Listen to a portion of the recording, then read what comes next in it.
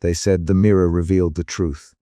But when Elias Marlowe brought it home, it showed something else, faces of people who would soon die.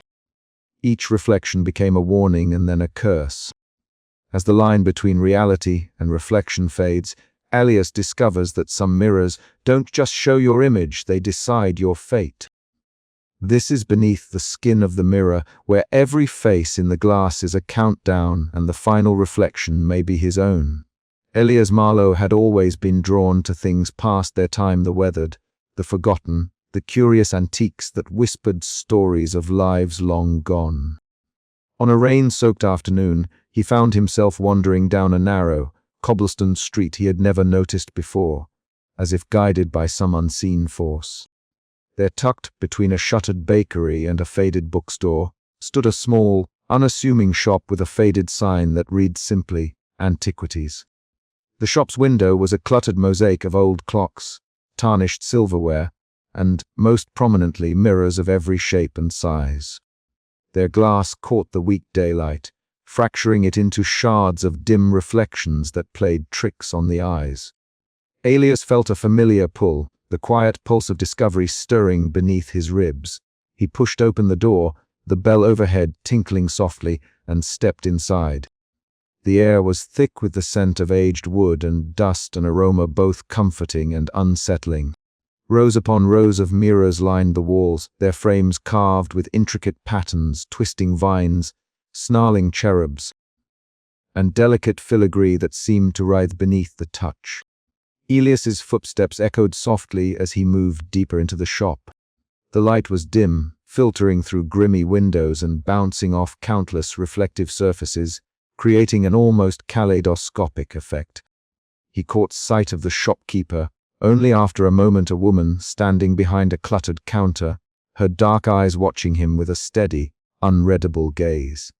"Looking for anything in particular?" she asked, voice low and smooth like aged velvet.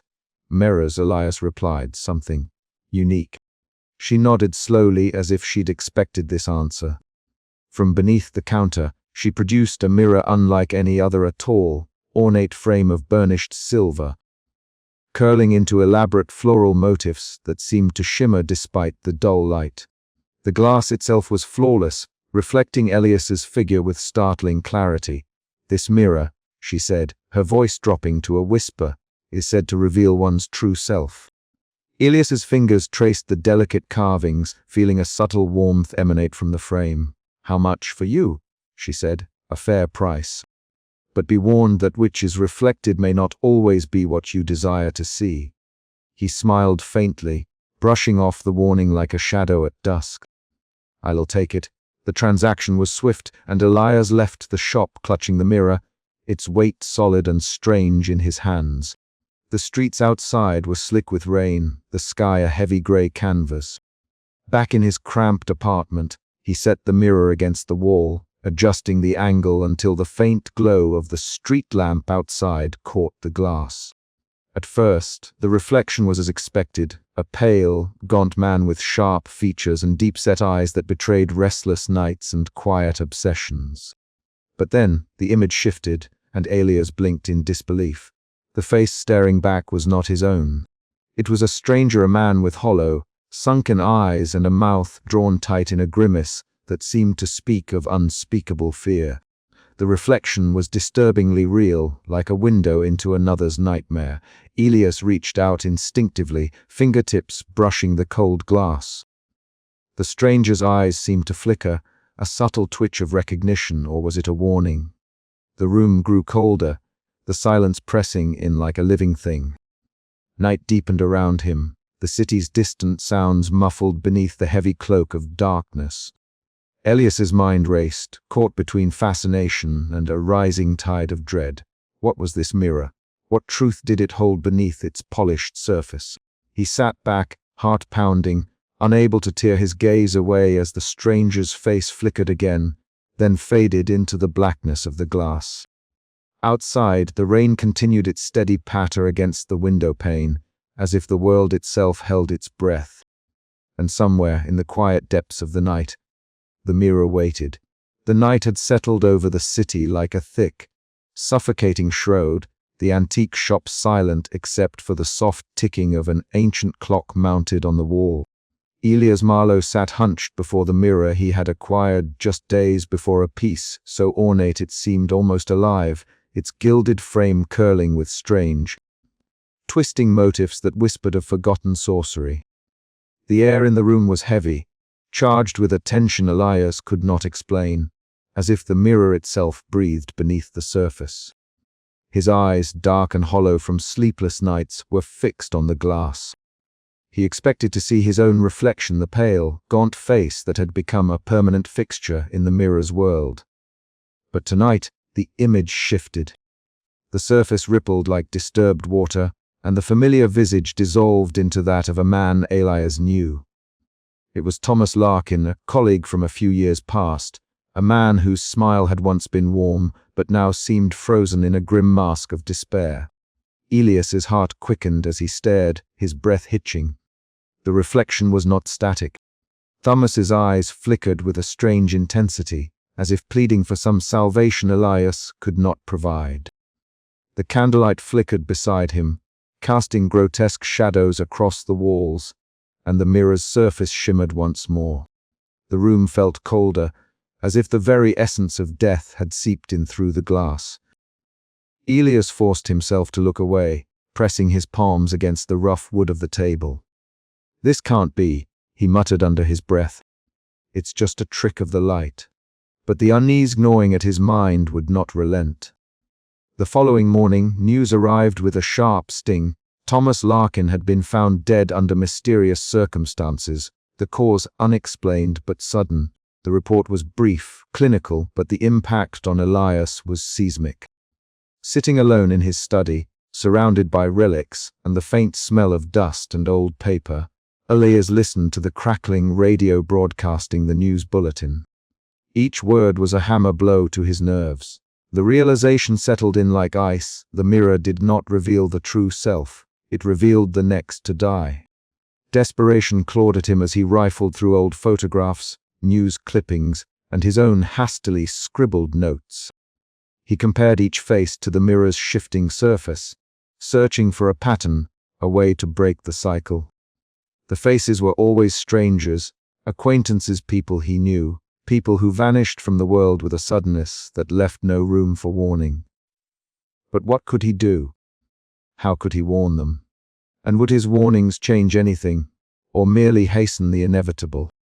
The mirror sat silently in the corner, its glass unnervingly still now, reflecting only the dim light of the room. Yet Elias knew better. Death lurked beneath that surface, waiting to claim its next victim.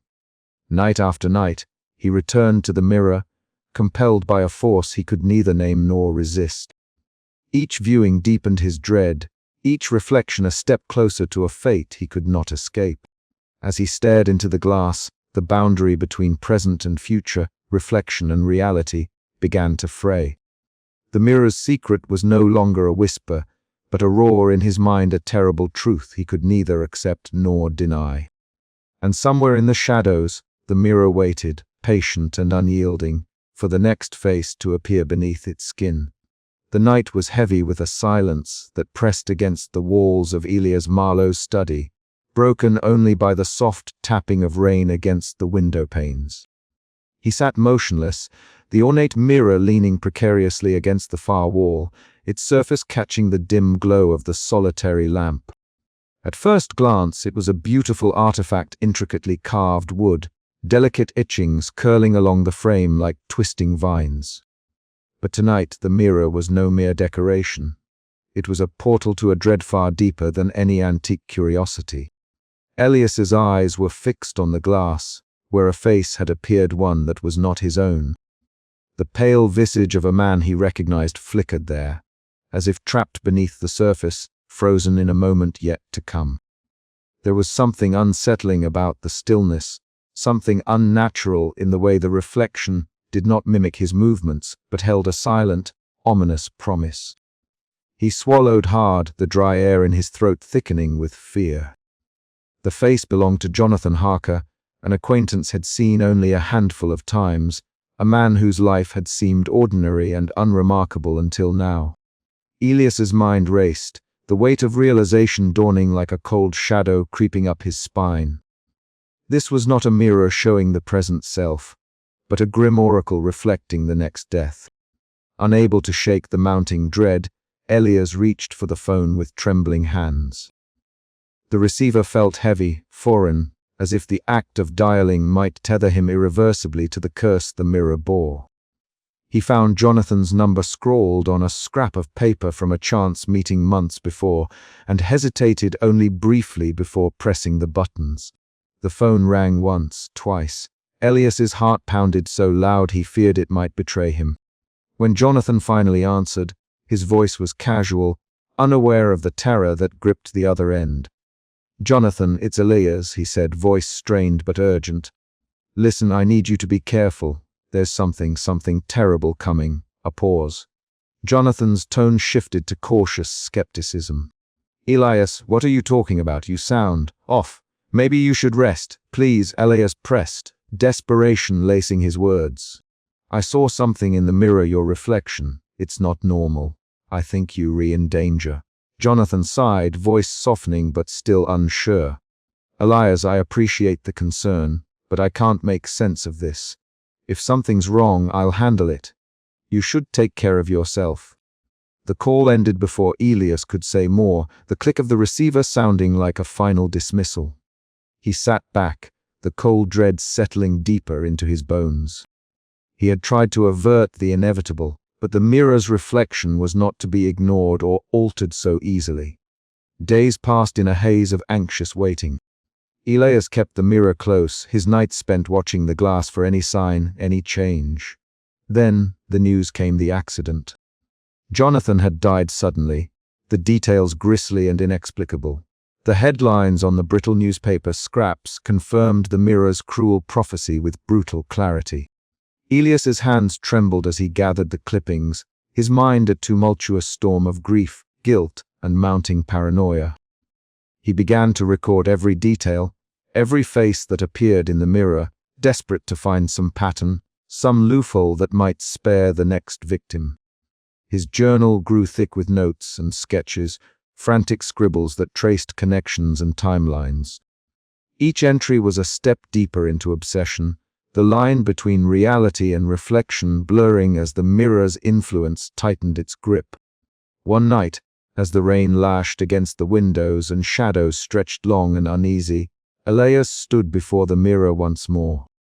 The glass shimmered with faces, some familiar, some strangers, but all etched with the silent mark of death. He reached out, fingertips brushing the cold surface, only to recoil as the reflection shifted into a dark, swirling mass beneath the glass. A chill ran through him as the sense of inevitability wrapped around his heart like a vise. Elias knew then that the mirror was not simply a passive observer but an active force, binding fate and fear in an unbreakable cycle. Yet, even as despair threatened to engulf him, a flicker of determination took root.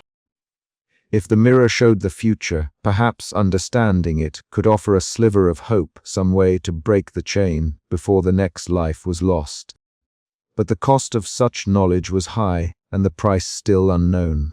The mirror waited silently, its secrets buried beneath the gleaming surface, daring Elias to look deeper into the abyss that reflected not just faces, but the very essence of dread and mortality. The night stretched on, the city outside forgotten. As Elias stared into the glass, each reflection a whispered warning and a challenge. Somewhere beyond the thin veil of the mirror, fate watched and waited, unyielding and merciless. And Elias was caught beneath its skin, trapped in a nightmare from which there might be no awakening. Elias Marlowe hesitated outside the narrow doorway of the old townhouse that Mara Voss called her study.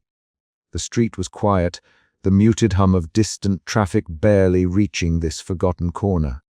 He gripped the ornate mirror carefully, the weight of it almost tangible in his arms. The mirror's carved frame was intricate, filigreed with twisting vines and strange symbols that seemed to writhe beneath his touch. He had waited too long to seek help, the images haunting his nights growing ever more vivid and terrifying. Now was the time. He crossed the threshold, stepping into a dimly lit room lined with towering bookshelves sagging under the weight of ancient tomes and brittle manuscripts. The scent of old paper and melting wax filled the air, mingling with the faint aroma of herbs Mara often burned to keep the air clear. At a cluttered desk sat Mara Voss, her sharp eyes lifted from a leather-bound volume as he entered. Her short, dark hair framed a face that was both inquisitive and cautious, her practical clothing marking her more as a scholar than a mystic. "Elias," she said, voice steady yet warm. "I wasn't sure you'd come." He nodded, setting the mirror gently against a sturdy oak table. "I don't know who else to turn to. This thing isn't just a curiosity, it's something else entirely." Mara's gaze flicked to the mirror, the candlelight casting ghostly shadows that seemed to dance on its surface. "Show me." Elias hesitated, then lifted the mirror slightly, angling it so Mara could peer into its depths.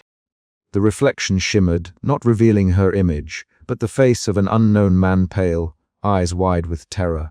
Mara blinked, the scholar's skepticism momentarily shaken. "What is this?" she murmured. "It shows the face of the next person to die," Elias said quietly, voice taut with dread. "I've seen it happen.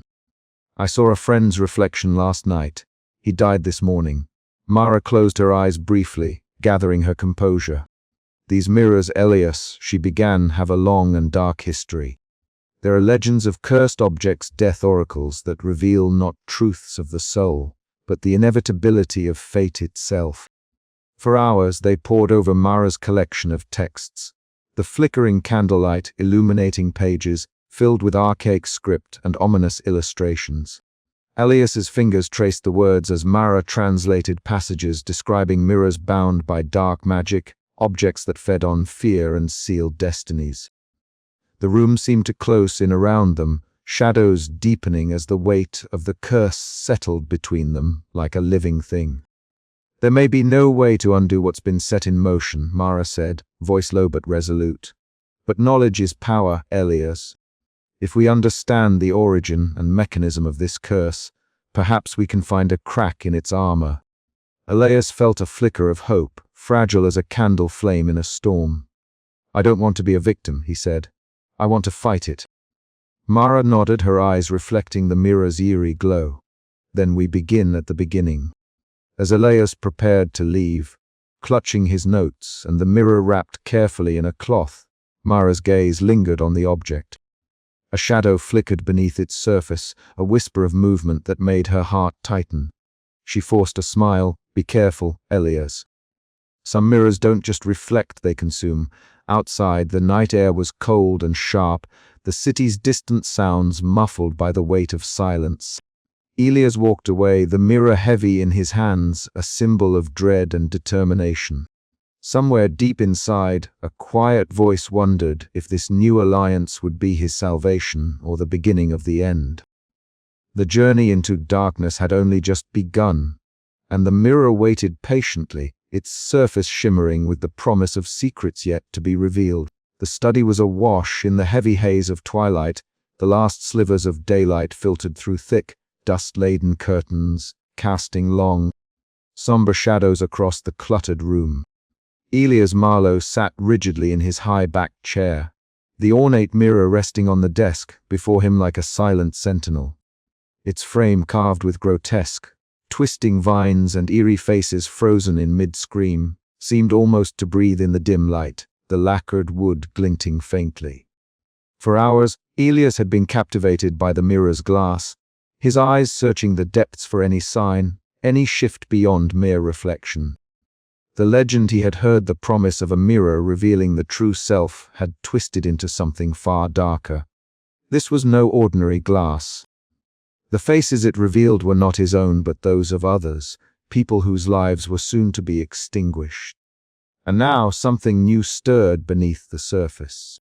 As he leaned closer, a delicate ripple coursed across the mirror's face, like a soft sigh escaping from some hidden breath. The room seemed to freeze in time, the silence pressing against his ears until his own heartbeat roared like thunder in his chest. Then, faint and nearly imperceptible, a shape began to emerge beneath the glass, a shadowy figure, shifting and writhing just out of focus, as if trapped in some watery abyss. It was not a reflection nor a trick of light. It was something alive, something watching. Elias recoiled slightly but was drawn back by a force he could neither explain nor resist. His fingers trembled as they hovered over the mirror's surface, the air around him growing inexplicably cold. The shadow beneath the glass pulsed in time with his racing pulse, an unholy rhythm that seemed to mock his attempts to control it. He could feel its hunger, its thirst for fear, for the dread that now filled every corner of his mind.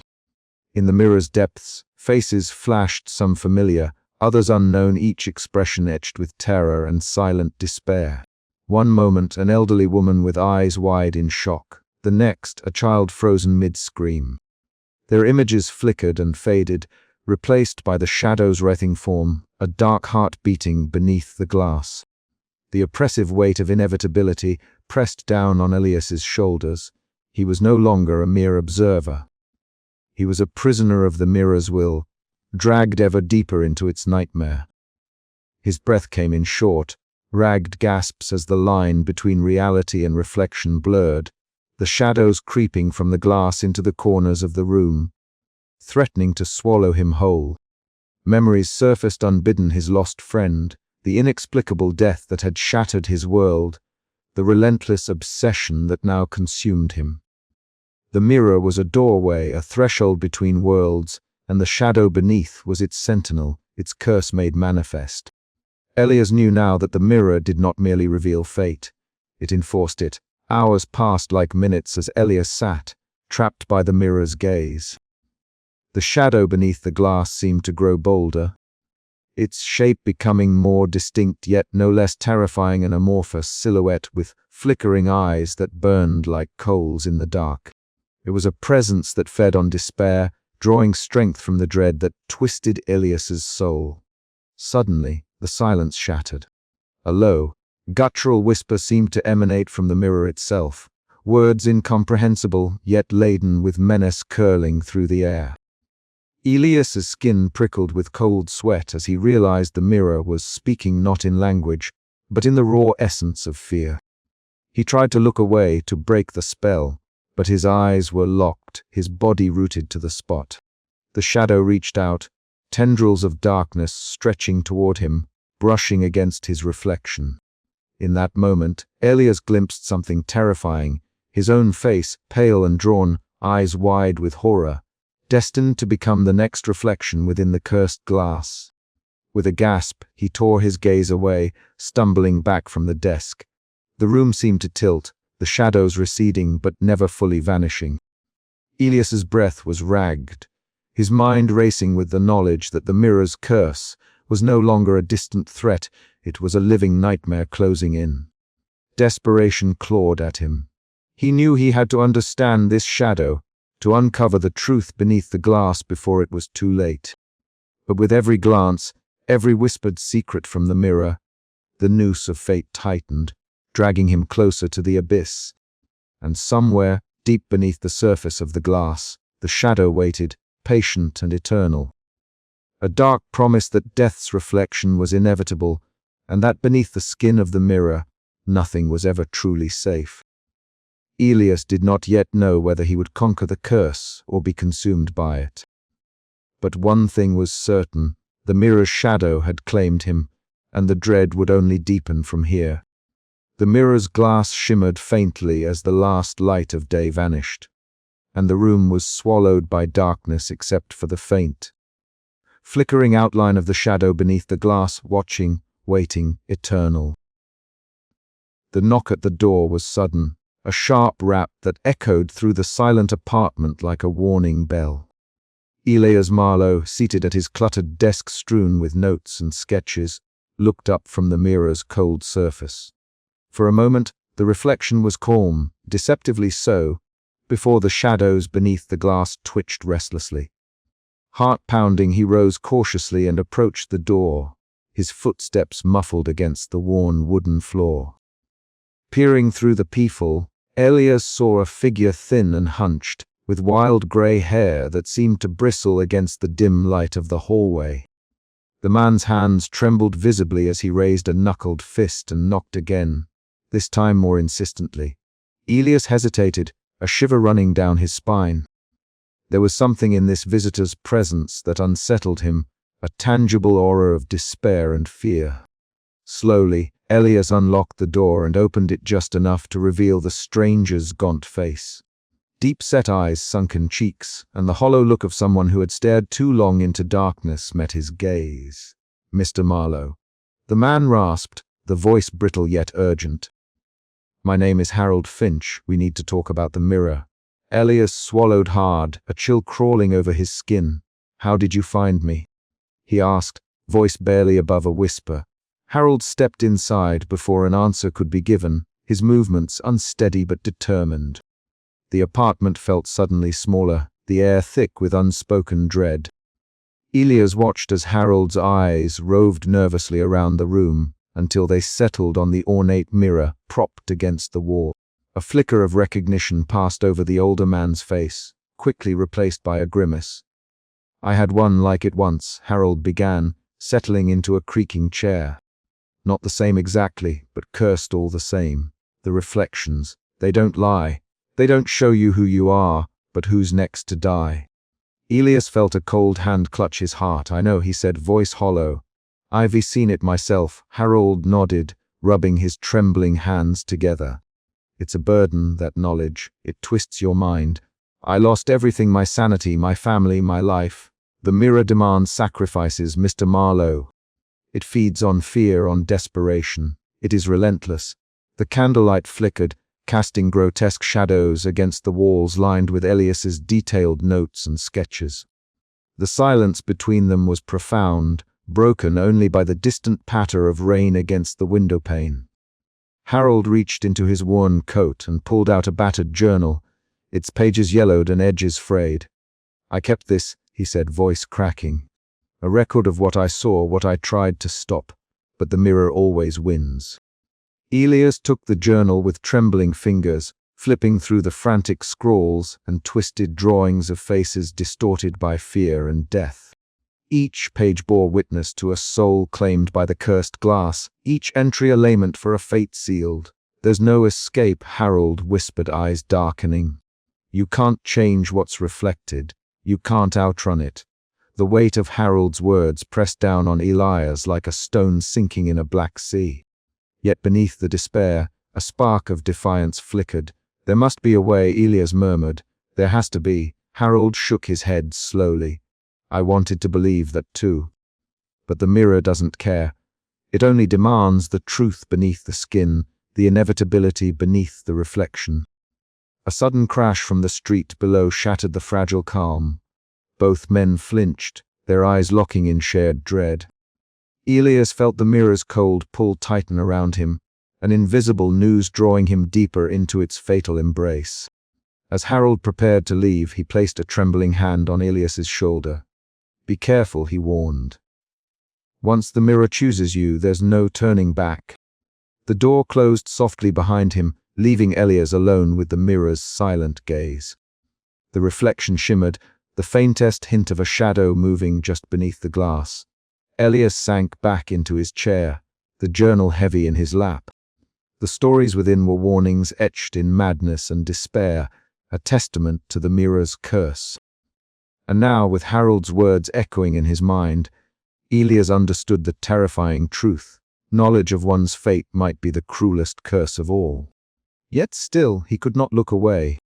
The mirror's secret beckoned him onward, deeper into the darkness where reflection and reality blurred, and the line between life and death thinned to a razor's edge. The night stretched on, and outside, the rain whispered of inevitability. Elias Marlowe hesitated at the edge of the shadowed street, the antique shop's weathered sign creaking softly in the chill breeze. The night had settled thickly over the city, folding the narrow lane into a corridor of darkness and forgotten things. He pushed open the door, the bell above tinkling faintly, an almost reluctant greeting. Inside, the scent of aged wood, dust, and something faintly metallic wrapped around him like a shroud.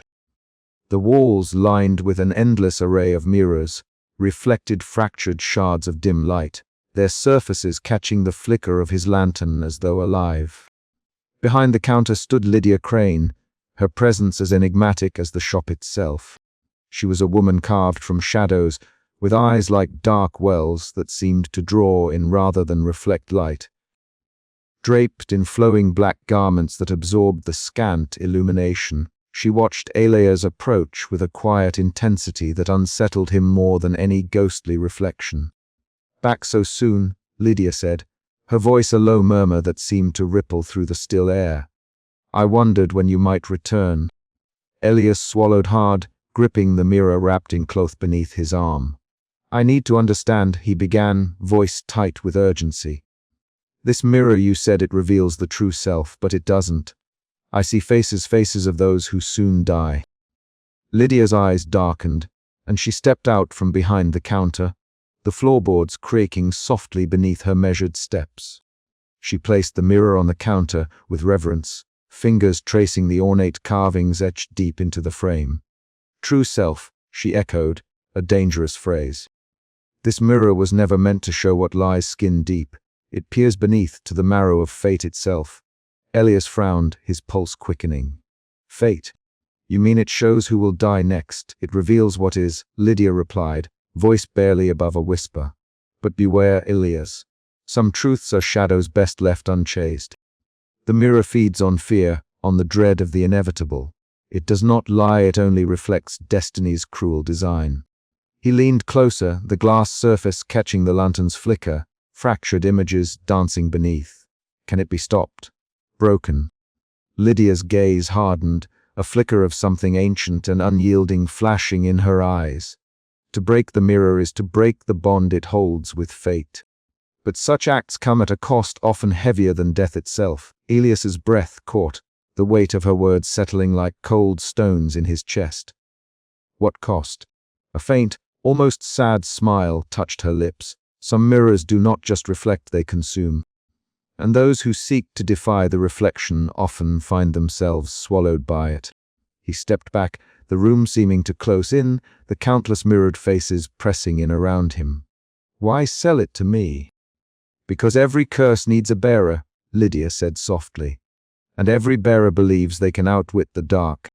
Elias's hands trembled, the mirror's surface suddenly rippling as if alive. A shadow flickered beneath the glass, a fleeting glimpse of a twisted form, impossible to grasp.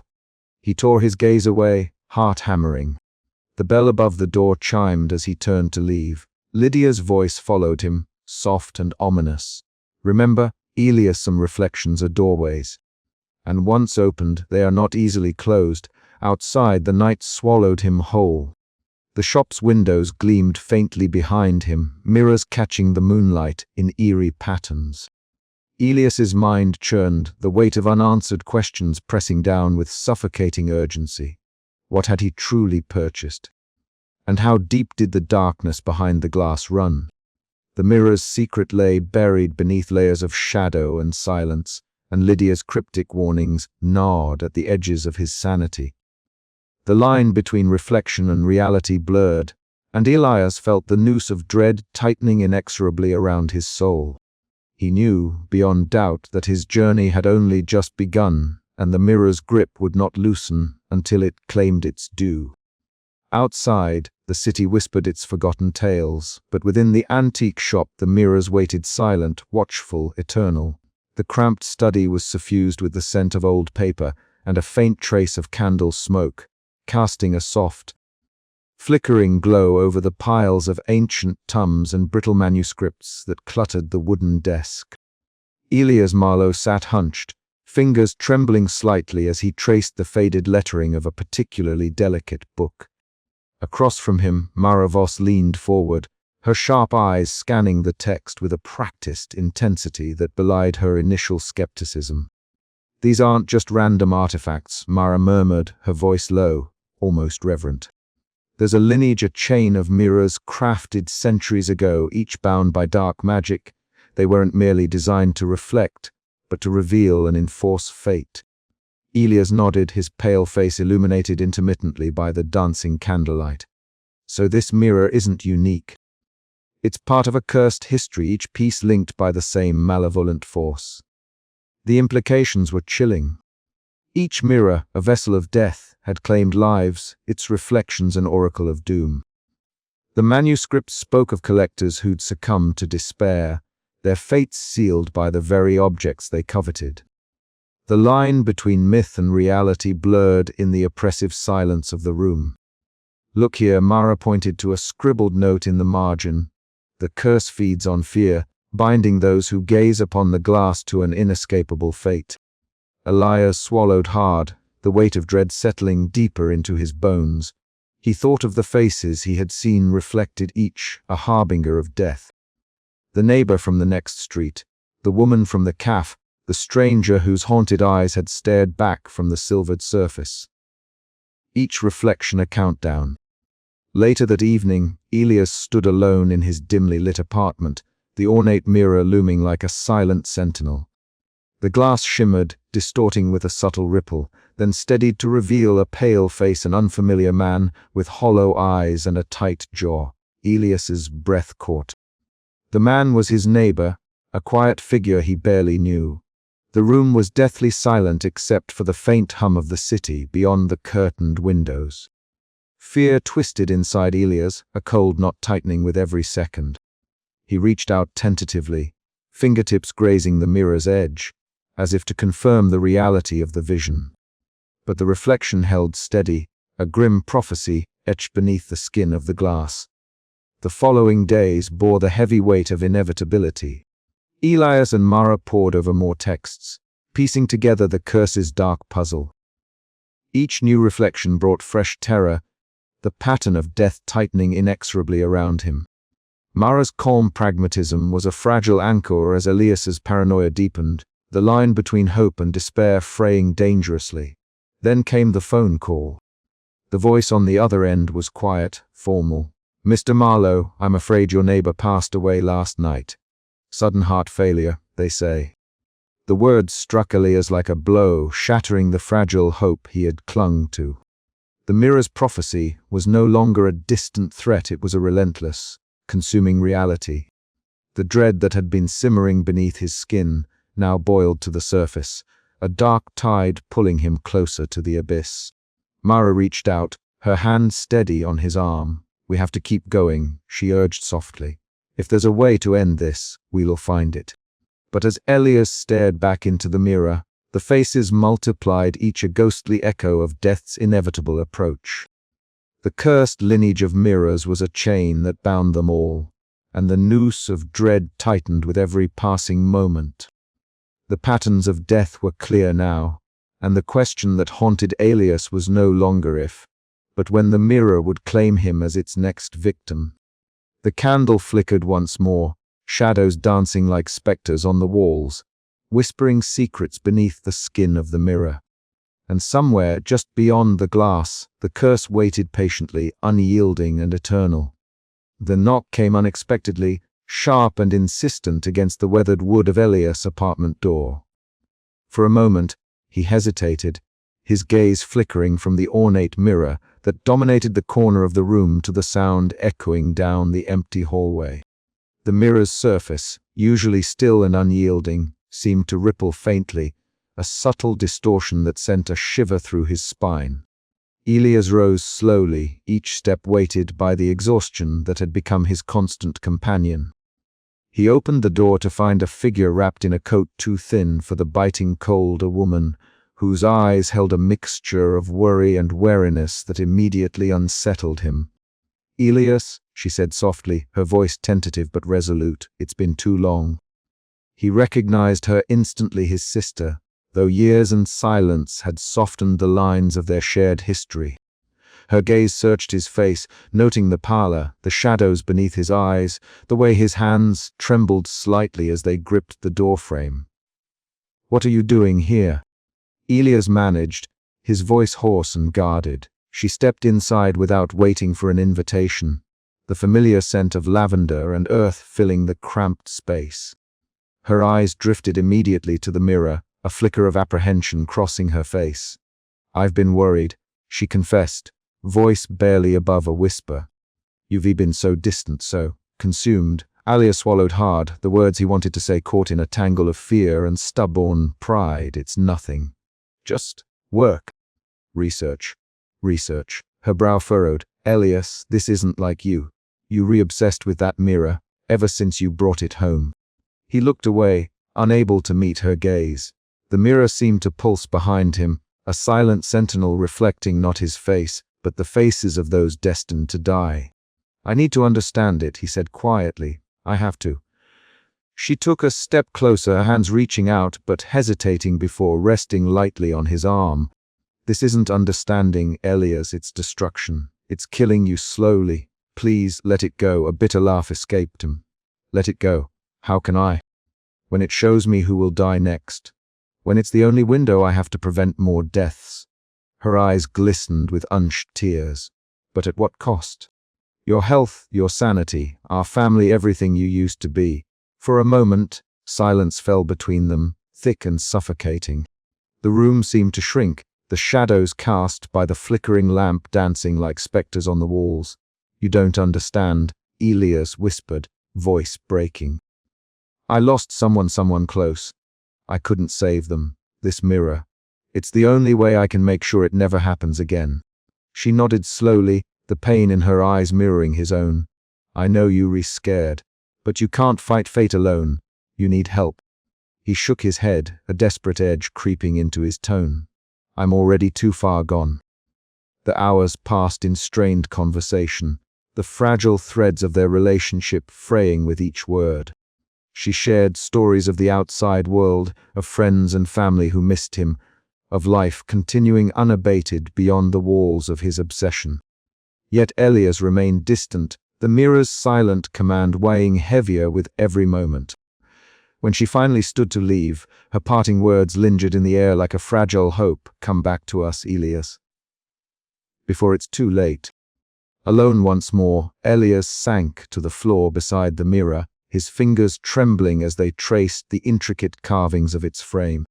The glass shimmered softly, and in its depths, a face emerged pale, unfamiliar, yet hauntingly real. He closed his eyes, swallowing the rising tide of dread. The mirror's curse was no longer just a mystery, it was a living nightmare. One that threatened to consume not only those it showed, but the very soul of the man who dared to look beneath its surface. Outside, the city moved on, oblivious to the silent horrors unfolding within a small, cluttered apartment. But for Elias, the fractured bond with his sister was yet another reflection of the cost of his obsession, a reminder that some mirrors do not just reveal truth. They fracture the very lives that gaze upon them. And as the night deepened, the mirror waited, patient and unyielding, its reflections shimmering with the promise of dread yet to come. Detective Rowan arrived just as the late afternoon sun dipped behind the skeletal silhouettes of the forgotten streets. The antique shop was a cramped, shadow-haunted cavern, its walls lined with myriad mirrors, each one catching and fracturing the meager light into fractured shards that danced on dust motes. Elias Marlowe stood near the center, pale and taut, his eyes flickering nervously between the detective and the wall of reflections. You expect me to believe this mirror somehow predicts death? Rowan asked, his voice low but edged with incredulity.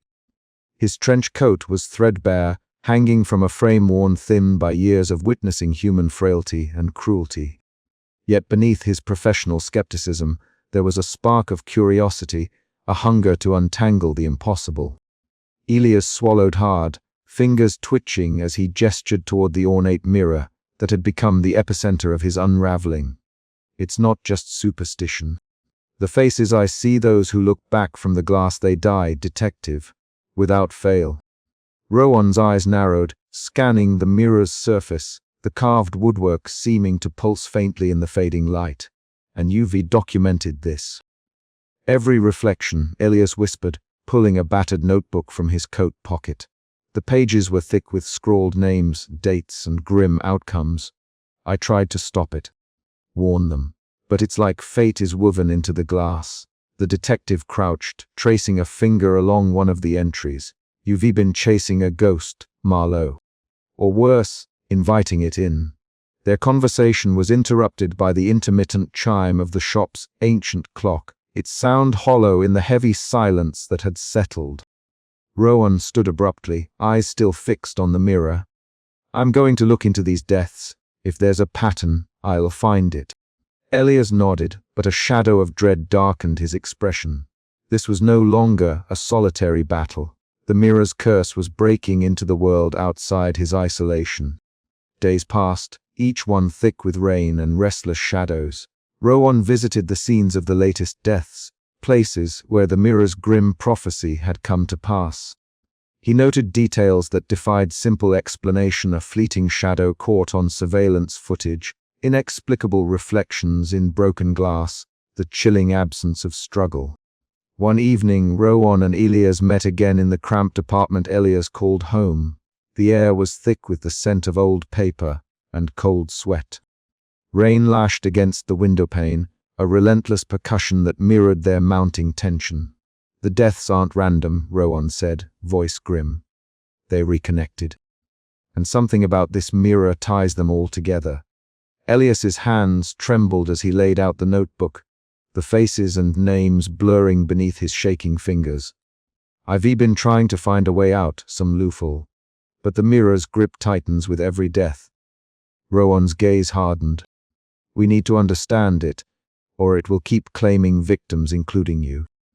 In the days that followed, the detective's skepticism slowly gave way to a reluctant acceptance of the unnatural. Yet the more he learned, the more the lines between reality and reflection blurred. One night, they returned to the antique shop. The mirrors loomed like silent sentinels, their surfaces dark pools that seemed to breathe with a life of their own. Rowan stood before the ornate mirror, the very one that had ensnared Elias's fate. His reflection wavered, fractured. For a heartbeat, beneath the glass, a shadowy figure flickered, a twisted mockery of his own face, eyes hollow and accusing. "What the hell?" Rowan breathed, stepping back, heart pounding. Elias reached out, voice barely audible. "It's showing you too. The curse is real." The detective swallowed down the rising tide of disbelief and dread. The investigation was no longer just a matter of solving crimes. It was a battle against an ancient and merciless force, one that fed on fear and sealed fates beneath the cold surface of the glass. As the night deepened, the two men stood locked in uneasy alliance, shadows flickering and warping around them. Outside, the city slept, unaware of the peril lurking behind the antique shop's windows, a mirror that whispered of death and destiny, waiting patiently for the next eye to meet its cursed reflection. The question now was not if they could stop it, but how, and whether the price of that knowledge would be too high to pay. And somewhere, deep beneath the surface of the mirror, the curse watched and waited. Harold Finch's arrival at Elias Marlowe's apartment was marked by an unsettling stillness that seemed to absorb every stray sound. The gaunt man, with wild grey hair and trembling hands, looked as if he had been dragged through a storm and left stranded on a desolate shore. His eyes, glassy and darting, betrayed a mind fraying at the edges. Elias, though accustomed to solitude and shadows, felt an immediate pang of discomfort, a dark prelude to the chaos that Harold would soon unleash. "You don't understand," Harold whispered shortly after removing his threadbare coat, his voice a brittle thread barely holding together. "It's not just the deaths. It's the watching, the waiting, the knowing. The mirror, it doesn't just show who's next. It burrows inside you. It eats at your mind until there's nothing left but fear."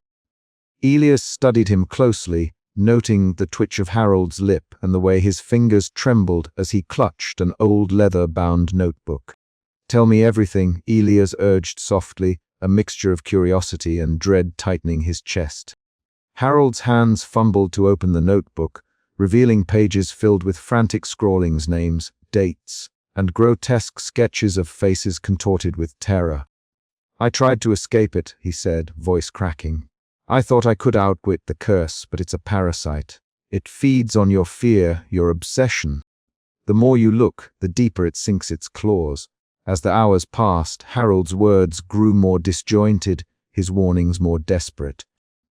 He spoke of shadowy figures lurking beneath the glass, whispers that echoed in the dead of night, and a relentless countdown that no one could halt.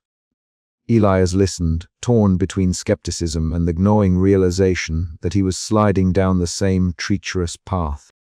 The apartment, dimly lit by a single desk lamp, seemed to shrink around them. Every creak of the old building, every flicker of light from the mirror in the corner, heightened the oppressive atmosphere. Elias found himself glancing repeatedly at the mirror, its surface rippling with distorted reflections that teased the edges of his vision. At one point, Harold began sketching furiously on scraps of paper, his trembling hands producing images that seemed to bleed with a life of their own twisted faces. Shadowy forms and abstract patterns that suggested a malevolent intelligence lurking just beyond comprehension. "It's trying to tell me something," Harold muttered, eyes wild. "But the message is shattered, broken. Like my mind." Elias felt a chill that had nothing to do with the room's stale air. "How do you know it's broken?" he asked quietly. Harold's gaze fixed on him, a flicker of clarity piercing the chaos. "Because it's still calling me, still demanding. The curse isn't satisfied until it's claimed its due." Suddenly, Harold's body convulsed, and he collapsed to the floor, clutching his head as though trying to hold his thoughts together. "The final demand," he gasped, eyes squeezed shut. "The sacrifice, it's coming." Elias rushed to his side, heart pounding in a rhythm of terror and urgency. He helped Harold to a chair, his mind racing to piece together the fragmented warnings. The mirror's curse was no longer a distant threat, it was a living, breathing nightmare consuming those who dared to peer beneath the surface. As the night deepened, Elias sat beside the broken man, the weight of the mirror's reflection pressing heavily on his soul. The line between reality and madness blurred, leaving only the cold certainty that the dread they both faced was inexorable. And somewhere, deep within the glass, the shadow of the curse waited, patient and unyielding. Elias knew, with a sinking certainty, that his own descent had only just begun. The clock ticked relentlessly. Outside, the city's muted hum was a distant echo, swallowed by the oppressive silence inside the apartment. Elias pored over the scattered papers Harold had left behind, trying to decipher the cryptic notes and frantic sketches. Each symbol seemed to pulse with a dark energy, a language of fear written in desperation. Mara's words from days earlier echoed in his mind. Knowledge was a double-edged sword. The more he sought to understand the mirror, the more entwined he became in its malevolent web. Harold's collapse was a grim testament to the cost of such forbidden insight. Elias's fingers brushed against the mirror's cold frame as he rose, the surface flickering with a spectral glow. In its depths, he glimpsed not his own reflection, but faint shadows, whispers of the curse's eternal hunger. He shivered, the dread coiling tighter around his heart. A sudden knock at the door startled him. Detective Rowan's skeptical yet concerned face appeared, breaking the suffocating solitude. Elias hesitated, then opened the door, knowing that the nightmare they faced was growing beyond the confines of his private obsession. "We need to talk," Rowan said, stepping inside. "The pattern's worse than I thought." Elias nodded, steeling himself for the long, dark road ahead. The mirror's grip was tightening, and the descent into madness far from over. The chapter closes on Elias standing before the mirror once more, his pale face reflected back with a haunted intensity. Behind the glass, shadows shift and twist promises of death, despair, and the inexorable pull of fate. The dread is palpable, a living thing that threatens to consume him whole. As Harold's broken warnings echo in his mind, Elias realizes that the true horror is not what the mirror shows, but what it does to those who dare to look. The descent into madness is only beginning. The faint glow of the solitary desk lamp threw long shadows across Elias Marlowe's cramped apartment, illuminating a chaotic sea of papers, sketches, and hastily scribbled notes. His thin fingers trembled as they hovered over the ornate, cursed mirror that stood like a monolith on the battered wooden table. The glass itself seemed to breathe beneath the flickering light, faces shifting and melting into one another, reflections that refused to obey the laws of the present moment. Elias's eyes, bloodshot and rimmed with exhaustion, darted from one distorted visage to another. The mirror did not show him any more, not really. Instead, it offered glimpses of those doomed to perish next. Each reflection was a harbinger, a cruel oracle whispering the fate that awaited. The knowledge clung to him like a second skin, suffocating and relentless. He had become a prisoner in his own mind, a solitary sentinel watching death's parade through a glass that knew no mercy. He ran a hand through his thinning hair, the strands coarse and dry from neglect. The apartment was silent, except for the low scratch of his pen against paper and the occasional creak of the aging building settling in the night. Outside, rain pattered softly against the windows, a mournful rhythm that echoed the dread tightening around his chest. The boundaries between reflection and reality had begun to dissolve. Sometimes, when Elias stared too long, the mirror's surface rippled, as though liquid rather than glass.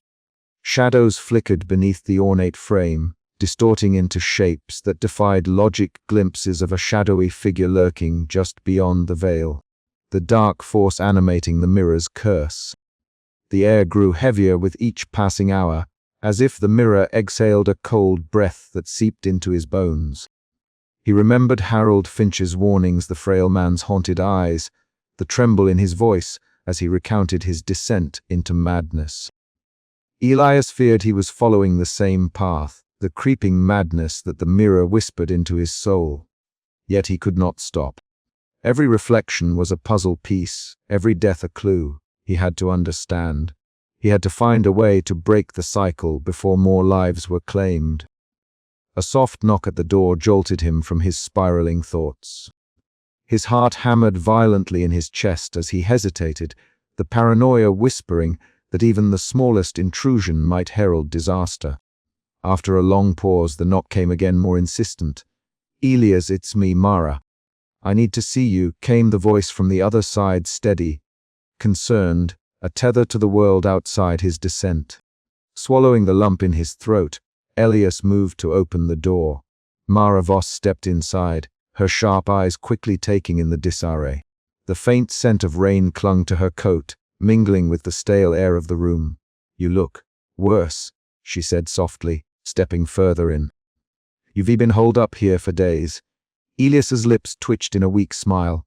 The mirror, it's changing, the reflections there more volatile. "I don't know how much longer I can hold on." Mara approached cautiously, her gaze flickering to the mirror. The glass shimmered unnaturally, faces morphing in violent succession. "We need to find a way to sever the curse," she said firmly. "There has to be something in the texts. I found something we missed." Elias nodded, grateful yet wary. The knowledge Mara brought was a lifeline, but he feared it was only a matter of time before the mirror's grip tightened beyond escape.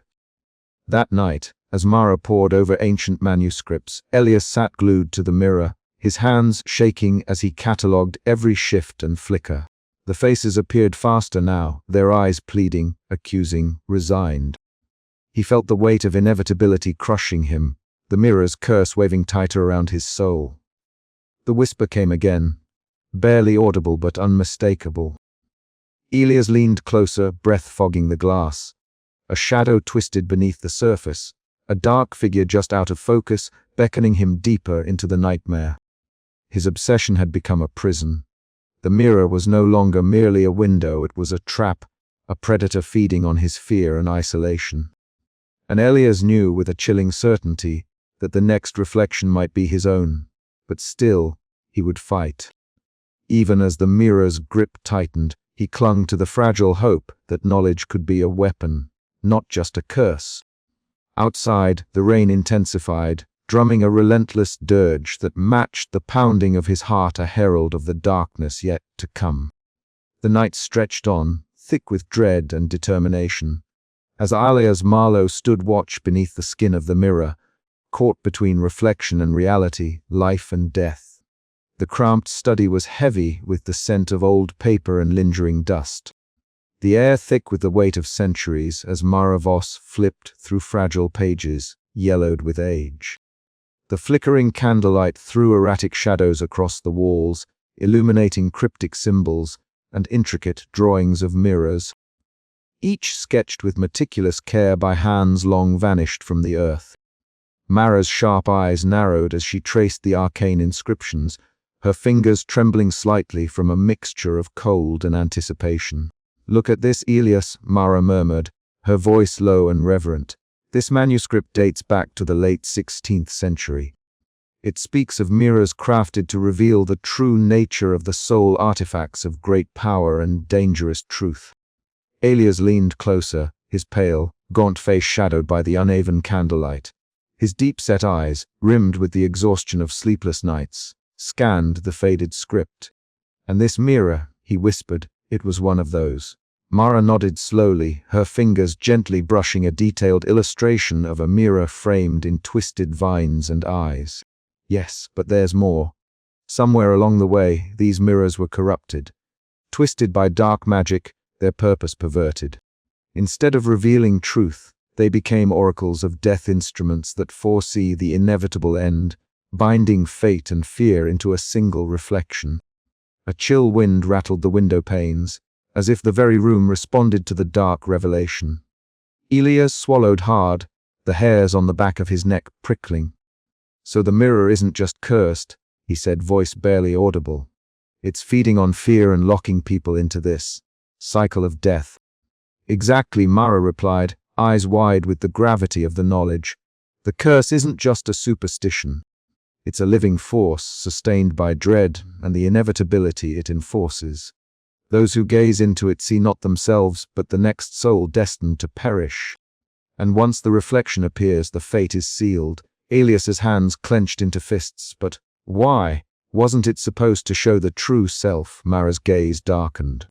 "The original mirrors were created by an enigmatic order seeking to strip away falsehoods and reveal hidden truths. But dark forces, perhaps jealous or fearful of such knowledge, corrupted the craft. The magic twisted, and the mirrors became harbingers of death, binding the viewer's future to a fatal reflection." The room fell silent save for the crackling candle flame, the oppressive weight of history pressing down on them. Elias's mind raced the faces he had seen, the deaths that followed. The fragile thread of hope he'd clung to now seemed thinner than ever. "Is there any way to break it?" he asked, voice hoarse. Mara closed the tome carefully, her expression grave but resolute. "If the curse feeds on fear and inevitability, then perhaps breaking it requires severing that cycle. But the text warns that the price is high. The mirror demands sacrifice, a final toll to maintain its power." Elias swallowed, the cold dread settling like stone in his chest. "So we retrapped," he said quietly, "bound by a curse that can only be undone through sacrifice." "Trapped, but not yet defeated," Mara said firmly. "Knowledge is a double-edged sword. It curses, yes, but it also lights the path forward. We have to find that path before the mirror claims another life, maybe even yours." Outside, the wind howled through the old city streets, carrying with it the echoes of countless souls ensnared by reflections that revealed not who they were, but how and when they would fall. Beneath the layers of dust and time, the cursed mirror waited, patient and unyielding, a silent sentinel of fate's inescapable grasp. The night deepened around them, the candle's flame sputtering, as if warning of the darkness still to come. And as Elias looked toward the ancient text, the shadows beneath the glass seemed to pulse, a heartbeat of dread echoing from the past, reaching forward to claim the future. They had uncovered the mirror's twisted origin, but that revelation was only the beginning.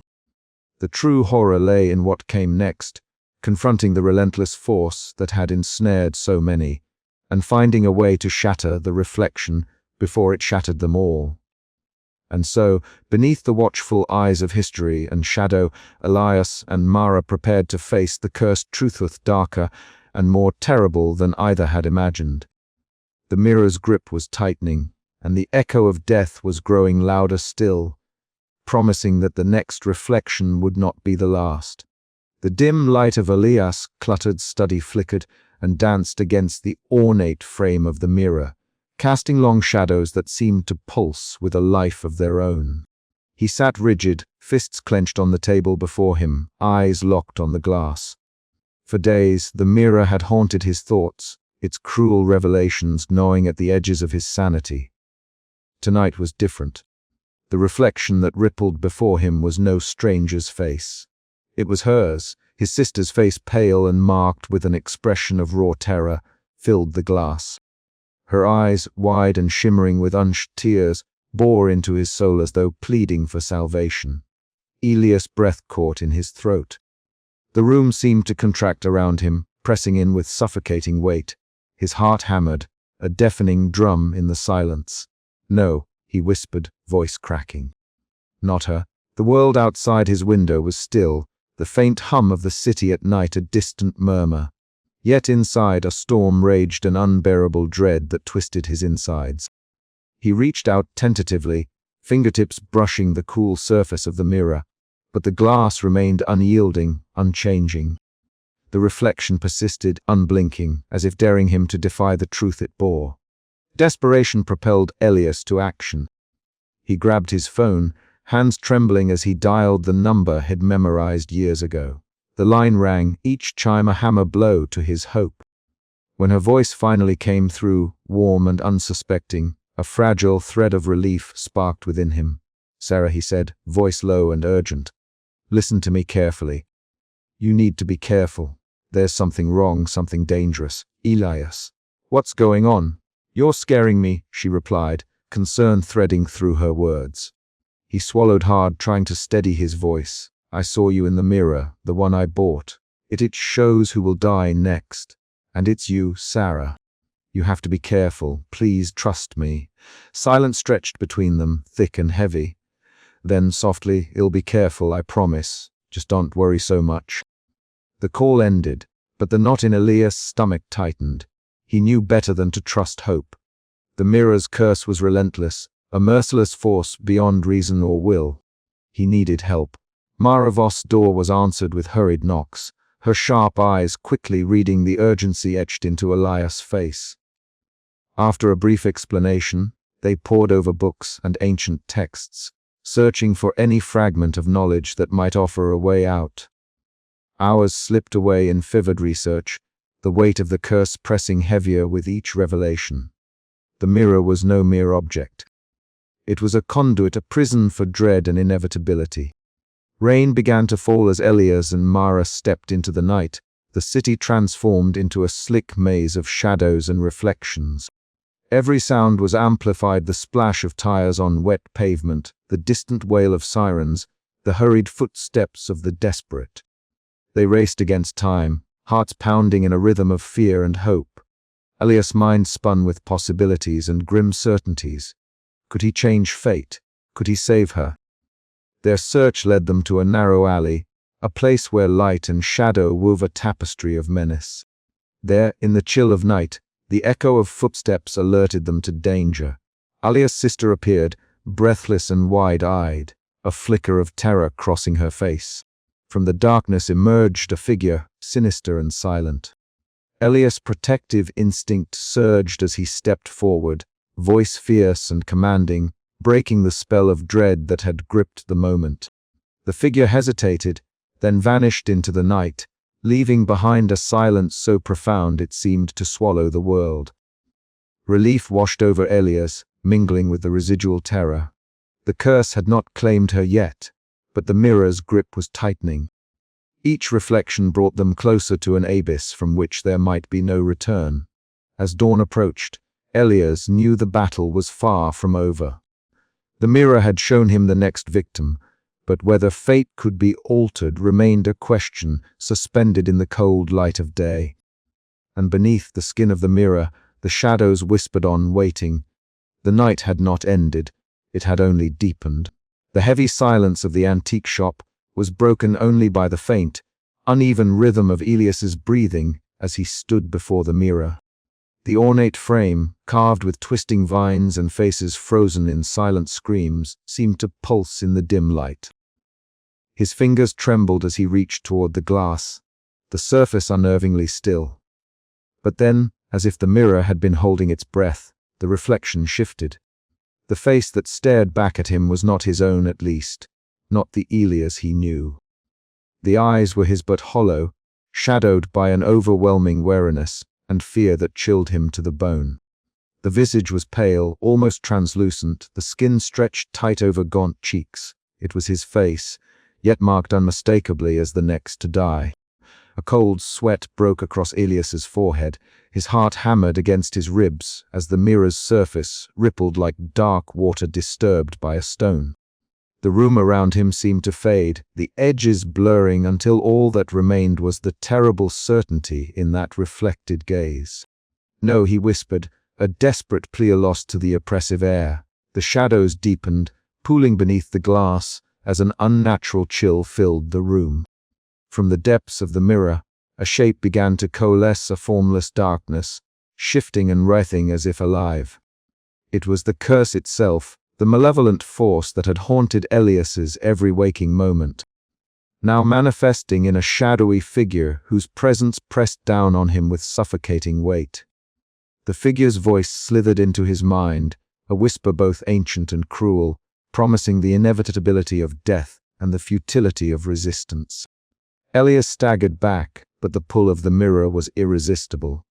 His fingers brushed the glass, and the chill that surged through him was like ice seeping into his bones. Suddenly, visions exploded behind his eyes, fleeting images of his own demise. A fractured street, a sudden fall, the cold embrace of darkness. Each scene flickered with terrifying clarity, blurring the line between memory and prophecy. Panic clawed at him, but beneath it stirred a stubborn ember of defiance. This was not merely a reflection. It was a challenge. He would not be consumed without a fight.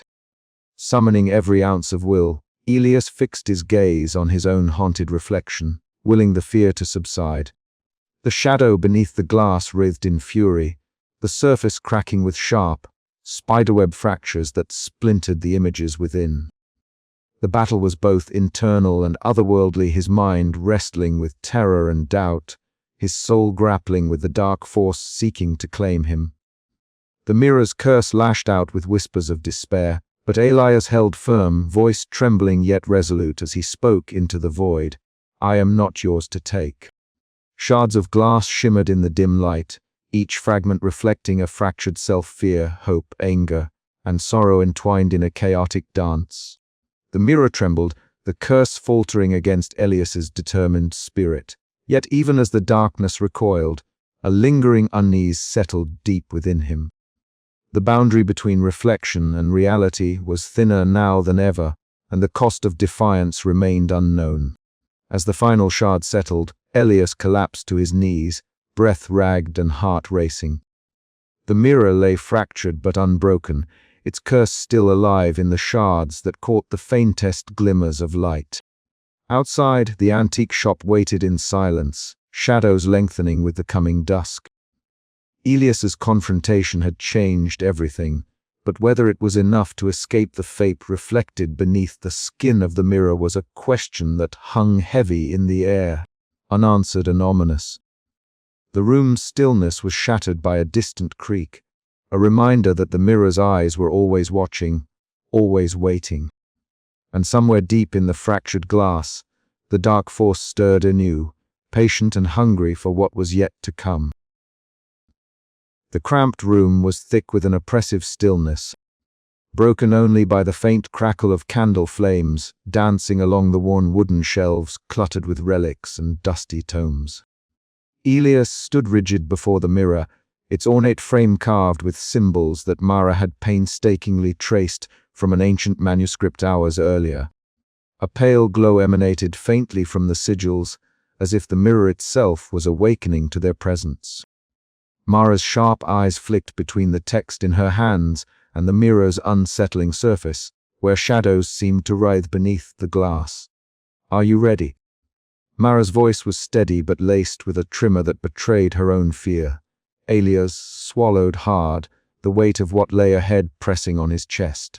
"I have to be. There's no other way." He adjusted the talisman clenched in his hand, a small, intricately wrought amulet, said to channel protective energy against curses. The air grew heavy electric as the two began the ritual. Mara's voice rose in measured cadence, reciting incantations in a language both ancient and harsh, each syllable seeming to tug at the very fabric of the room. The mirror's surface rippled like a disturbed pond, distorting Elias's reflection into grotesque and shifting visages.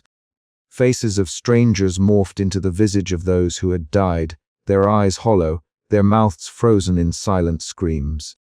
Beneath the glass, a shadowy figure coiled and writhed, a dark presence that seemed to breathe and pulse with malevolent intent. Elias's heart pounded, a cold sweat slicking his skin. "It's fighting us," he whispered. Mara nodded, eyes never leaving the mirror. "It feeds on fear, on hesitation. We must hold fast." The boundaries between their cramped reality and the mirror's shadow realm began to blur. The walls around them seemed to warp, reflections multiplying and fracturing, echoing with faint, eerie whispers that slithered through the air like serpents. The mirror's curse was alive, a relentless force that demanded recognition and payment. As Mara's chanting intensified, the mirror pulsed violently, shooting shards of spectral light outward. The shards splintered like frozen screams, illuminating the room in bursts of sickly iridescence.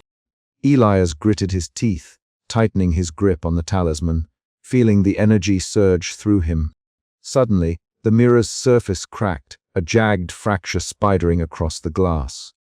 From within, the shadowy entity emerged in a flicker, the embodiment of dread, of inevitable fate. Its voice was a rasping whisper that echoed inside Elias's mind. A sacrifice must be made. Elias staggered, the room spinning as the mirror's demand hung heavy in the air. Mara reached out, steadying him. "We knew this would come. The curse never lets go without a price." The choice loomed: surrender to the mirror's fatal prophecy or pay its price to break the cycle. The ritual had begun to unravel the mirror's power, but only at the cost of confronting the darkest truths of fate and mortality. Elias's breath was ragged, dread coiling around his heart like a serpent. The mirror shimmered, waiting, watching. The final act was upon them, a desperate gamble against the relentless shadow beneath the glass. "I won't let it win," Elias whispered, meeting Mara's determined gaze. "Not this time." The air thickened once more, the mirror's curse tightening its grip, even as the ritual strained to break free. Reality and reflection twisted into a surreal dance of light and shadow, heralding a confrontation that would decide not only Elias's fate, but the very nature of the curse that had haunted so many before him. As the candle flames guttered and the mirror's surface convulsed, Elias felt the thin veil between worlds begin to tear, a threshold to a realm where death's inevitability was writ in every reflection. The sacrifice awaited, and with it, the terrifying possibility of freedom or eternal bondage. The room held its breath, suspended on the edge of nightmare and hope, as Elias stepped forward to meet the final demand beneath the skin of the mirror. The air around Elias thickened, the antique shop's familiar creaks and whispers fading into a suffocating silence. His fingers grazed the surface of the ornate mirror, its glass unnervingly cool beneath his touch. But then, as if responding to some unseen command, the surface rippled like disturbed water fluid, alive and beckoning. With a breath caught between fear and fascination, Elias felt himself pulled forward, the world tilting, twisting, until he was no longer standing in the shop, but submerged beneath the skin of the mirror itself. Darkness enveloped him, thick and viscous, shadows writhing like living things just beyond the edges of sight. Faces flickered in the gloom, those of strangers, friends, and foes, each frozen in silent screams or hollow eyes, the harbingers of death the mirror had foretold. He stumbled forward, heart hammering, senses assaulted by the echo of whispered warnings and accusations that seemed to emanate from the fractured reflections all around. The corridor he found himself in was lined with shards of broken mirrors, each reflecting grotesque distortions of himself, pale, gaunt, eyes wide with terror. another with a cracked smile slipping into despair, yet another dissolving into shadow and nothingness. Each reflection whispered secrets he could almost understand, voices layered with dread and sorrow, urging him to turn back, to accept fate, to surrender. But Alias pressed on, drawn inexorably toward a deeper darkness. Beneath the glass, a shape began to emerge, a shifting, amorphous shadow that coalesced into a figure both dreadful and mesmerizing. The mirror's curse itself, the ancient force bound to the mirror, manifested in undulating waves of darkness and shards of fractured light. Its voice was a chorus of whispers and roars, echoing the inevitability of death and the futility of resistance. "You cannot escape," it intoned, the sound scraping against Elias's psyche like nails on glass. "All who gaze into the mirror see their end. All are bound by the reflection's truth." The world around Elias warped and twisted, walls bending like liquid, floors dissolving into mist. Yet amidst the chaos, a fragile glimmer of light flickered, a heartbeat of hope. Summoning every shred of courage, Elias faced the entity, his voice trembling but defiant. "There must be another way," he whispered, "something beyond this endless cycle of fear and death. I refuse to be a prisoner of this reflection." The shadow figure recoiled slightly, as if surprised by the audacity of the mortal before it. For a moment, silence reigned, the oppressive weight of the realm lifting briefly. Then the mirror's surface shimmered, shards of light scattering like stars across an obsidian sky, hinting at the fragile boundary between fate and free will. Elias's breath came in ragged gasps as he realized that this confrontation was not merely a battle of strength, but a test of will, a choice that would determine not only his fate, but the very nature of the cursed mirror itself. Yet as the shadows closed in once more, the mirror's sinister pull surged with renewed force. And Elias was left questioning how long he could hold on to hope when the thin veil between reflection and reality threatened to tear apart entirely. The mirror's depths pulsed with dread, a silent promise that the next chapter of this nightmare was only just beginning. The candlelight flickered weakly against the peeling wallpaper of Elias' study, casting trembling shadows that danced like restless spirits across the cluttered desk. Stacks of notebooks, each scrawled with an obsessive frenzy of names, dates, and cryptic observations, lay scattered amid the detritus of a man unraveling.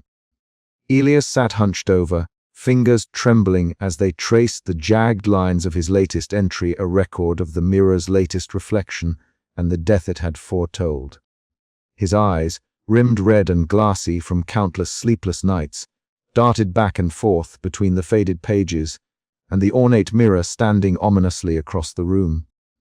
The glass held a terrible promise, a sinister riddle wrapped in shifting reflections that no longer showed his own face, but those of the next destined victims. Each image was a ghostly prelude to death, a silent scream trapped beneath the skin of the mirror. The weight of this knowledge pressed down on Elias like a physical force, suffocating and unrelenting. He had once believed that understanding the mirror's secret would grant him power, perhaps even a way to alter fate. But now, the truth gnawed at him. The knowledge itself was a curse, a double-edged blade that cut deeper with every revelation. Foreknowledge had become a prison. Each glimpse of a future death, a nail sealing shut the coffin of hope. A sudden knock shattered the silence, and Mara Voss stepped cautiously into the room. Her sharp eyes flicked over the chaos, taking in Elias's gaunt figure and the haunted expression etched deep into his face. "Elias," she said softly, closing the door behind her, "you can't keep doing this to yourself. The mirror is not just a window, it's a trap." He looked up, his voice hoarse. "But if I don't watch, if I don't know, people die without warning. I have to try." Mara shook her head, stepping closer. "Knowledge isn't always salvation. Sometimes it's just another form of torment. You read drowning in dread, Elias.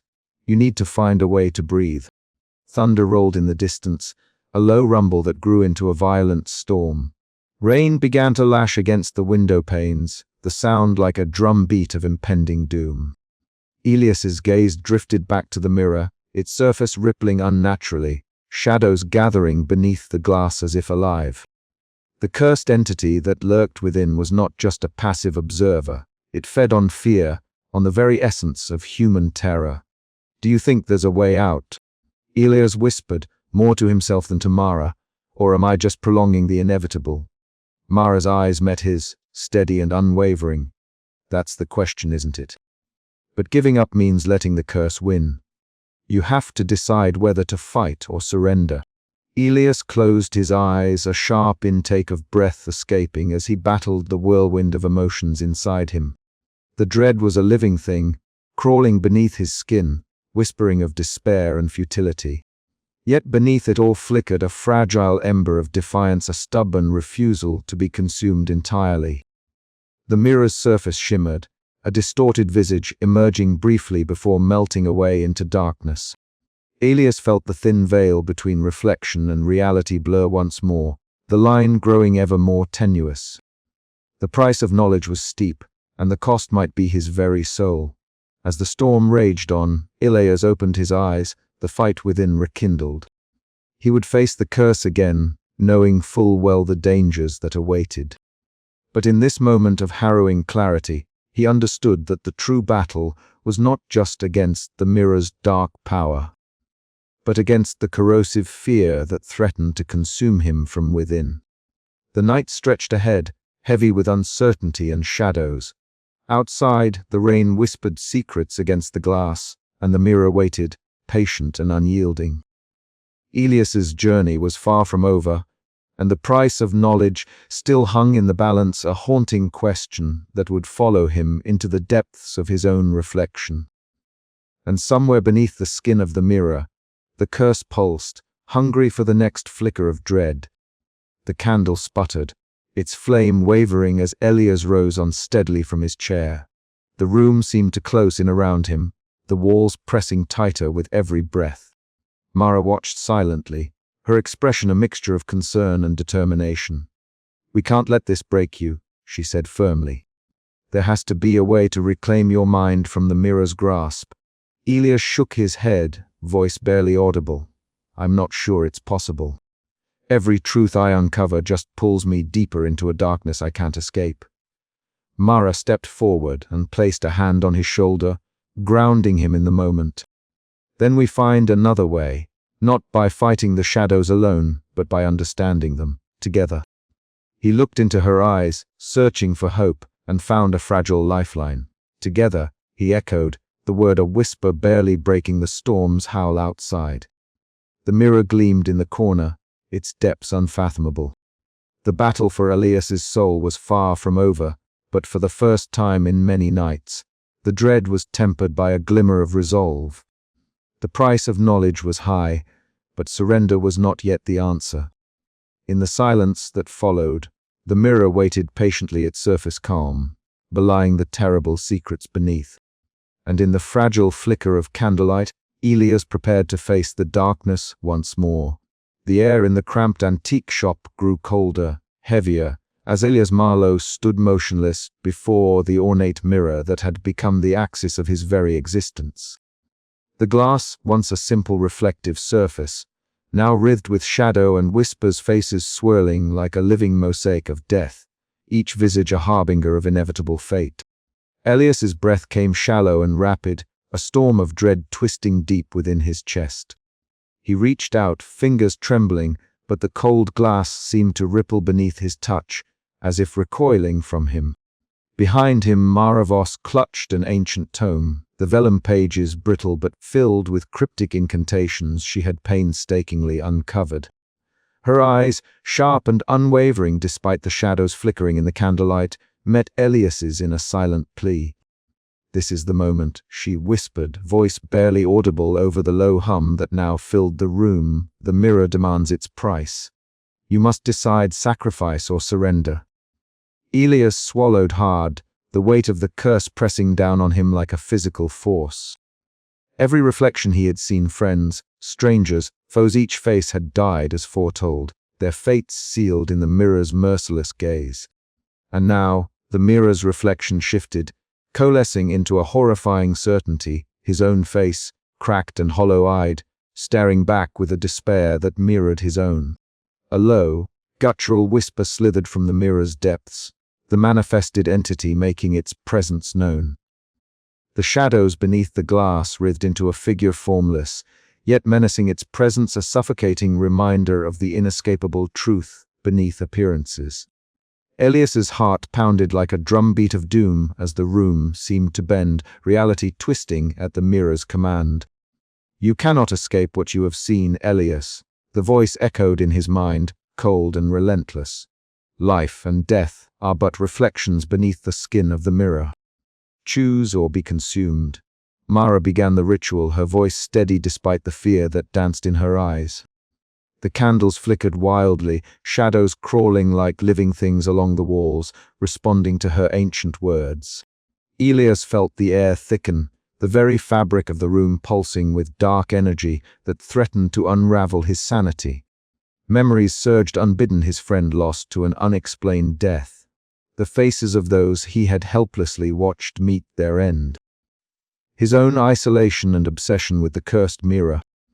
The choice before him was stark: surrender to the mirror's demand and become another doomed reflection, or sacrifice himself to sever the curse, risking everything for a chance at salvation.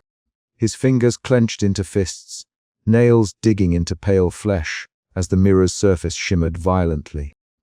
The distorted reflection of himself seemed to plead and accuse simultaneously, a fractured self trapped beneath the glass, waiting for release or destruction. With a final shuddering breath, Elias stepped forward, voice breaking but resolute. "I choose to end this. Not for myself alone, but for all who have suffered because of this cursed thing." A blinding flash erupted from the mirror, shards of glass raining down like frozen tears, each fragment catching the flickering candlelight in prismatic bursts. The antique shop trembled violently, the very walls groaning under the strain of the unleashed power.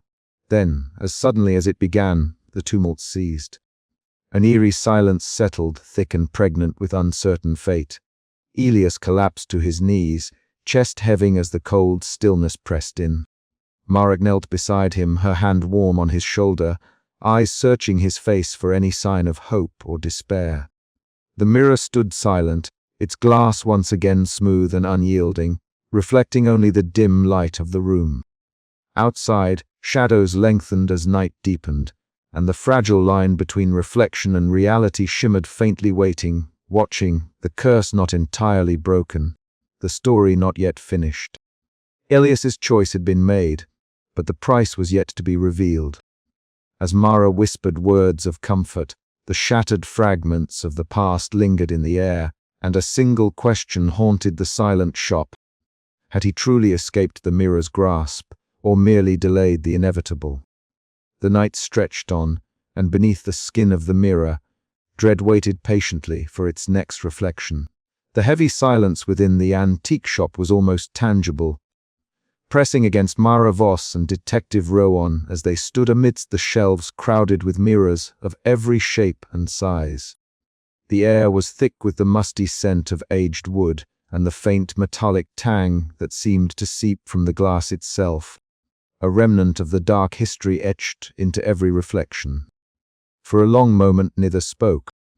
Their eyes roamed the room, catching fragmented images in the mirrors' faces that once were, shadows of moments steeped in horror and inevitability. Mara's breath caught as she noticed a faint shimmer ripple across the surface of the largest mirror, the ornate frame twisted with curling vines and strange symbols. It was as if the glass was alive, breathing softly beneath the layers of dust and time. The dread that had clung to her throughout this ordeal stirred Inu, a chilling reminder that the events that had unfolded were far from over.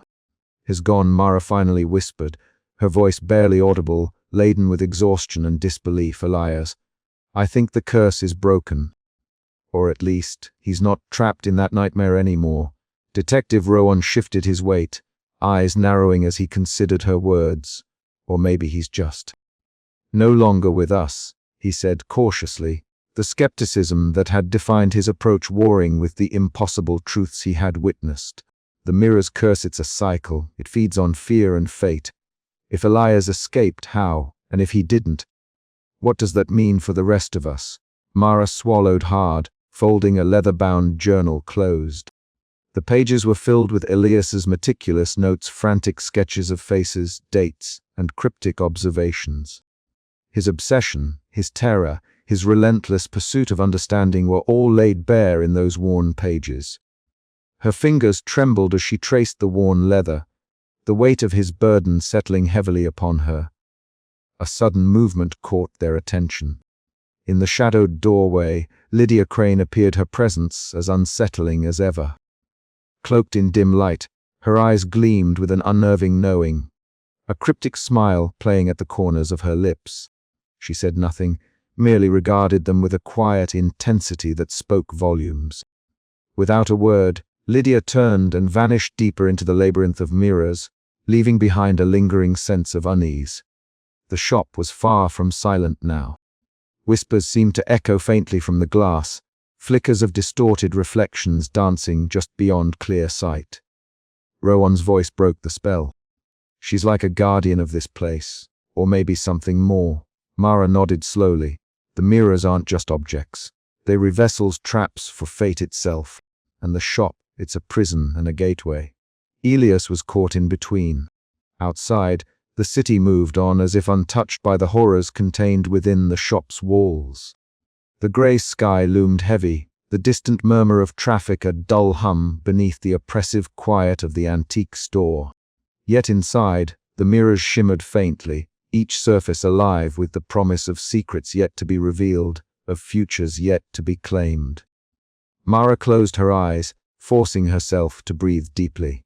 The dread that had shadowed her since the beginning still lingered, a cold hand on her spine. But beneath it, there was a fragile ember of hope, or perhaps just a desperate resolve to face whatever came next. "We have to keep watch," she said, glancing at Rowan. "If this is truly over, we can't let it rise again unnoticed." Rowan nodded, the weight of the task settling over him. "And if it isn't? Then we prepare for the next reflection, the next victim." The mirrors around them caught the fading light, their surfaces alive with silent promise. The antique shop waited patiently, a sentinel of dread and inevitability, its cursed legacy hanging like a thin veil between reflection and reality. As Mara and Detective Rowan stepped out into the chill of the evening, the door closed softly behind them, leaving the shop and its deadly secrets waiting in the shadows. Inside, the mirrors remained still, yet somehow their depths stirred. A faint pulse, a whisper of movement beneath the glass, hinted that the cycle was far from broken. The curse endured, waiting for the next curious soul to peer beneath the skin of the mirror and glimpse the terrifying truth that lay beneath. Outside, the city lights flickered on, oblivious. Yet beneath the surface of normalcy, the fragile line between knowledge and doom shimmered faintly, a warning etched in glass and shadow. And somewhere, in the silent heart of the antique shop, fate waited patiently for its next reflection. The air inside the antique shop was thick with silence, a heavy stillness that pressed against Mara Voss and Detective Rowan as they stood amid the countless mirrors lining the walls. Each pane of glass reflected fragments of the room, fractured images that seemed to ripple with an unseen life. The fading light from the overcast sky outside filtered weakly through the grimy windows, casting ghostly patterns across the worn wooden floorboards. Mara's eyes lingered on the ornate mirror that had once belonged to Elias Marlowe. Its surface was dark and restless, a subtle shimmer coursing beneath the glass like a pulse. She reached out instinctively, fingers brushing the cold frame, feeling a shiver crawl up her spine.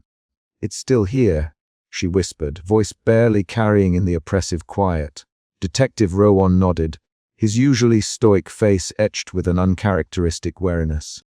"The curse didn't end with Elias," he said flatly. "Whatever power this mirror holds, it's not bound to any one person. It waits." The shopkeeper, Lydia Crane, watched from the shadows near the back of the room, her expression unreadable. Draped in layers of vintage garments, her eyes gleamed with a cryptic knowledge, as if she bore witness to centuries of secrets. Mara glanced toward her, sensing the weight of unspoken truths hanging heavy in the air.